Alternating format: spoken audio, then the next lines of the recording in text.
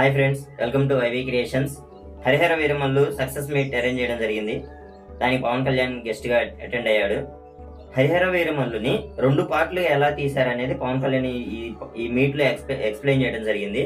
అసలు ఔరంగజేబే ఇంత ఫేమస్ ఎందుకు అయ్యాడు, ఔరంగజేబు గురించి హిస్టరీలో ఇంత ఇదిగా ఎందుకు చెప్పారన్న దాని గురించి కూడా ఎక్స్ప్లెయిన్ చేయడం జరిగింది.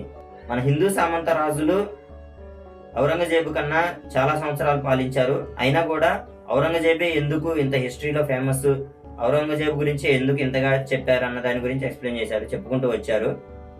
ఔరంగజేబు రాజ్యాన్ని పాలించుకుంటూ వెళ్ళారు, రాజ్యాన్ని ఎక్స్పెండ్ చేసుకుంటూ వెళ్ళారు. కానీ ఔరంగజేబు చేసిన నెగిటివిటీ గురించి ఎందుకు చెప్పకూడదు, మనం ఎందుకు ఎక్స్పోజ్ చేయకూడదు, జనాలకి మనం కూడా తెలిసేలాగా చేయాలి కదా అన్న విధంగా ఈ స్టోరీని చౌకీతానా అనే ఏరియాలో ఈ story first part స్వాడ్ versus spirit అనే పార్ట్ ని ఎండ్ చేయడం జరిగింది అన్నట్టుగా చెప్పుకుంటూ వచ్చారు.